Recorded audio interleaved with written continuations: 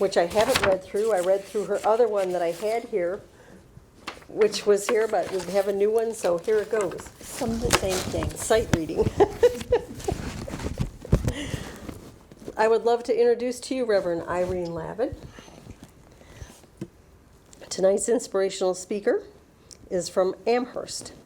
She has worked as a news reporter, public children's librarian, and last as an elementary enrichment teacher for children in grades 3 through 6. After a search for a spiritual home, Irene found spiritualism. When she was in her early 30s, she studied under the guidance of Pastor Edith Sandy Wendling and served her active church in Buffalo as a healer and then minister. It was there that Irene met Elaine Ferris and experienced spiritual community. That is Elaine and Reverend Wendling at Irene's wedding. They officiated her wedding. I like to put that in there. That seemed like the perfect segue there. Yeah. After Reverend Wendling's passing, Irene served until her son was born. Over the next 10 years, she focused on life with her son and husband and returned to college to earn her teaching certification. After her retirement from teaching, Irene attended fellowships school from 2014 to 2016, where she renewed her ministerial vows. For 3 years after, from 2017 to 2019, Irene served on fellowship's executive committee and volunteered as raffle and publicity chair for the Summer Fun Fests. Starting in 2018, she attended several retreats with Reverend Penny Donovan of Sacred Garden Fellowship, as well as workshops. Reverend Penny was also taught by Reverend Wendling. Because children's spirituality is important to her, Irene has served as a volunteer at workshops during Lilydale's Children and Teens Week for several summers. She has also been an active volunteer over the years at Reverend Angie App's Santosha Holistic Center in Williamsville with its workshops and classes. Currently, she enjoys moderating with Reverend Angie Apt as a monthly worship service in Williamsville, which is offered for half the year. Co-sponsored by Santosha and Fellowships of the Spirit, the service is another welcome source of spiritual strength and community in Western New York. Very nice. So it is my pleasure, once again, to introduce Reverend Irene Lavin. Thank you. And thank you for reading that so well. Thank you.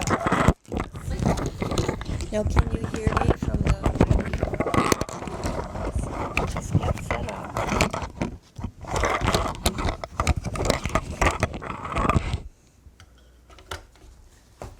And we'll begin. It needs to be clicked on your shirt. I'll hold it. Is that good? Or like this? Okay.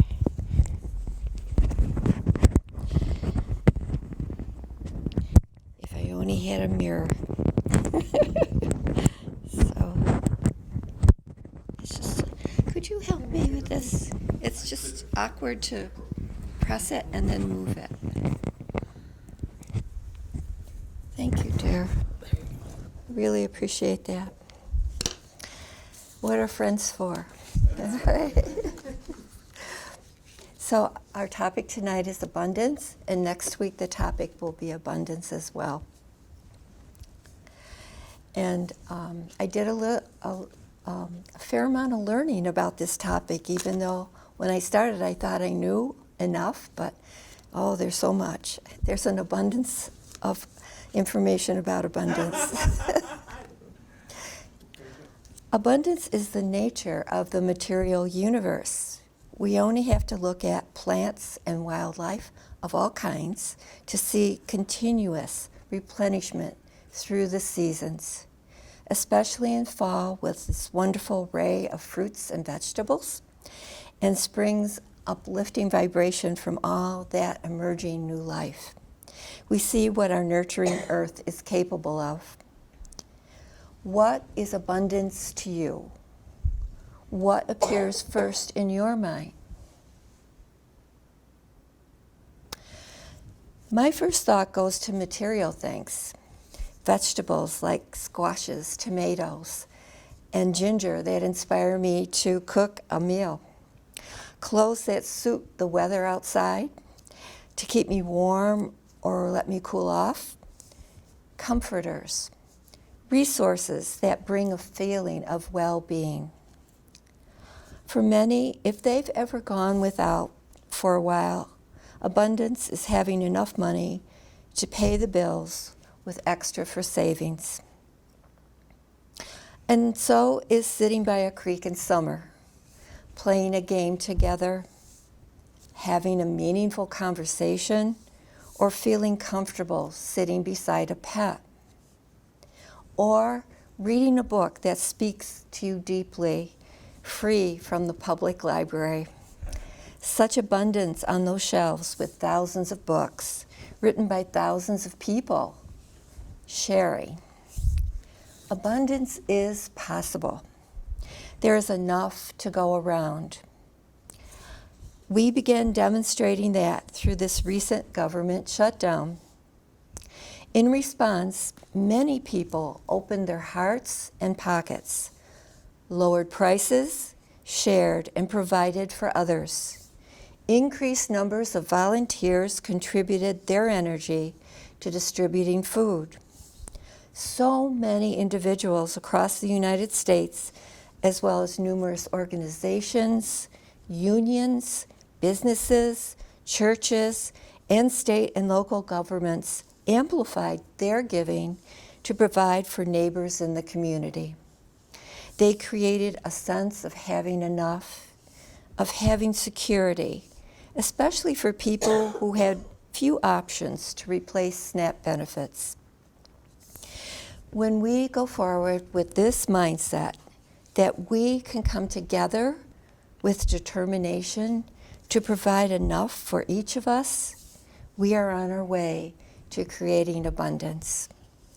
For instance, actions such as Connie making Chautauqua County aware of an additional way to help its people who depend on the SNAP program when their benefits are held up. 2 area women who own a plant store called Life is Succulent in Eggertsville, Snyder, a first-ring suburb of Buffalo, decided to hold a Buy Nothing fair last weekend. In parts of this suburb, there are families and individuals who struggle financially. Last weekend was the second free fair, where hundreds of people were welcomed to help themselves to free, clean, donated clothes, books, toys, small appliances, and tools in good condition. Volunteers donated, set up, and helped during and after the fair. Spectacular, so wonderful. Abundance is an inherent part of spiritual existence and is available to each of us. What spiritual habits can we practice to manifest abundance in our lives?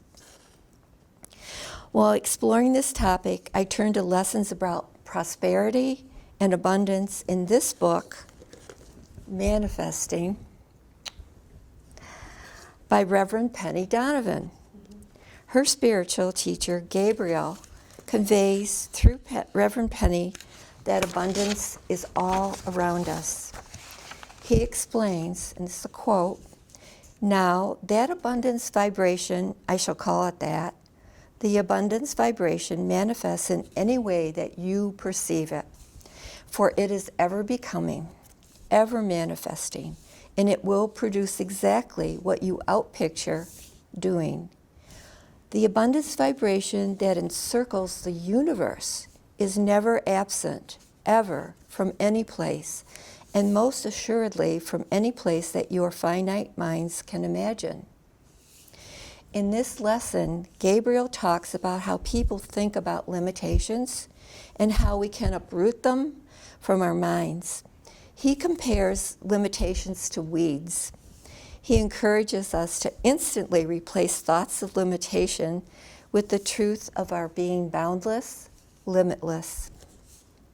Quote, "So it is a daily, hour by hour of your time work that you do to keep your consciousness in a positive state.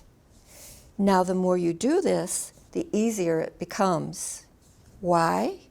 Because out here, unseen, but ever working, is the abundance vibration flowing over you, touching into you, becoming a part of you. Now, as your consciousness tunes into the positive aspect of that, and you loose and lose the idea of your limitation, you are going to be drawing through the very magnetic pull of what you are, the abundance that is there for you to manifest. Here's an example he gave of changing our words so that they reflect our gratitude and appreciation of abundance. Gabriel refers to Reverend Penny as beloved woman. Quote, "Now let us take your pocketbooks. When you look inside, do you say, 'I have only thus and so'? Ah, beloved woman is famous for that. Or do you say, 'Ah, indeed, I have thus and so. What an abundance.'" Gabriel also describes how excitement and love for what you desire are important in attracting abundance.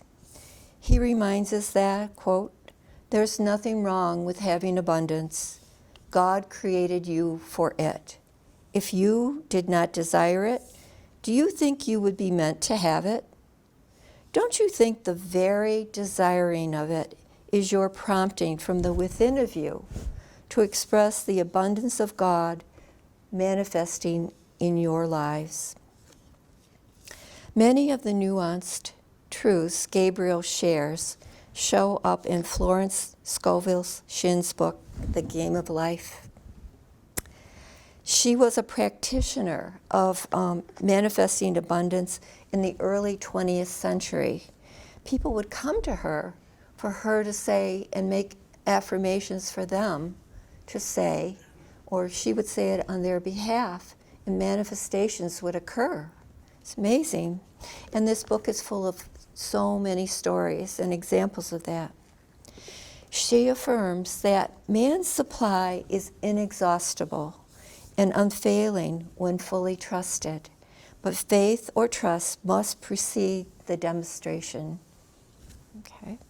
Her book is filled with examples of affirmations of active faith based on love and goodwill, affirmations that lead to manifestation and abundance. She emphasizes that it's important to affirm that manifestation and abundance come at the right time, in the right way, and to give thanks that your divine selection now manifests under grace in a perfect way. She also explains, quote, "Every great work, every big accomplishment has been brought into manifestation through holding to the vision. And often, just before the big achievement, comes apparent failure and discouragement." She continues, "However, the one who knows spiritual law is undisturbed by appearance and rejoices, that is, he or she holds to his vision and gives thanks that the end is accomplished, that he has received." And you can do this with health too. Hold that vision of health. Watching how you think and keeping yourself uplifted keeps the door open to receiving. Gabriel also teaches about many aspects of giving and receiving. Here's a quote. "The other thing is, don't say no to a gift. You're all very good at saying, 'Oh no, that's all right. Oh, no, thank you.'" I did that with the water earlier. Yeah. That also blocks the flow. It is wiser to say, "Yes, thank you." And then if it is something you don't care to keep, make it a gift to another, but keep the flow going. Whoops. Thank you. I appreciate that.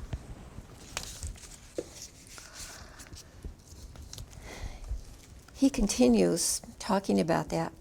Now the thing is, by receiving a gift, even if it is just a thank you, a little card, or an extra cup of coffee, whatever someone offers you as a gift sincerely because they desire that you should have it, it is a good thing to accept it, because by blocking it and saying no, you are blocking the flow of the ultimate good that you desire. If it's been a while since you've considered abundance, in these times when so much more focus of late has been on lack and scarcity, give yourself a gift. Pause to think on abundance and our power to engage it and bring it forward into our lives. And there are sources of inspiration to help you with this.